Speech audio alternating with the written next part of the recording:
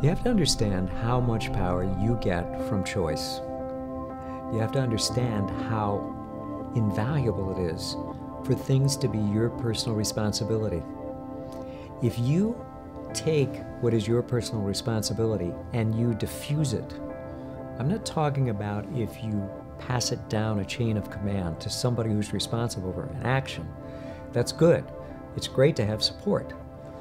But if you don't stay with and be on top of the choices and your personal responsibilities for seeing to it that things are followed through, for being engaged, you give away your power. The biggest thing you have in life that makes you free is that you get to choose. You are not controlled by instincts that dictate all your behavior. We don't have that kind of bondage. We have freedom.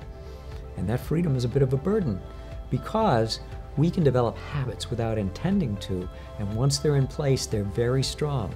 And the more times the habits have been activated and practiced, the stronger they get.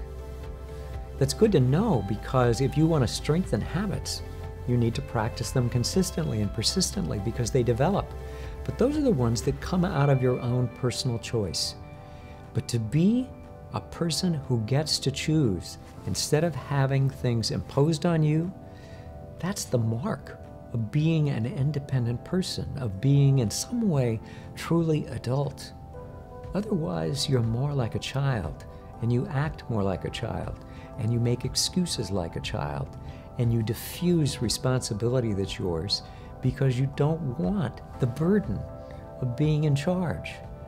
You actually create behaviors that make people come running. And yet you'd be saying to somebody who came running, hey, get off my back. I got this handled. But the point is, they come because you're not handling it.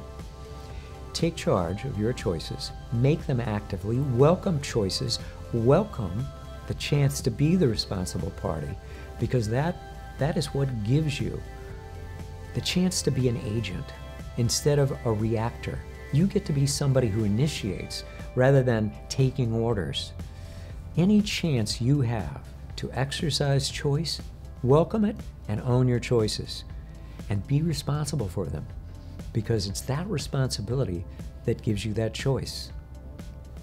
You want this. This is what gives you the power to achieve far more than you ever have before and to feel alive across your entire existence. Since you're a high achiever, you may know about this. High achievers often hit a wall.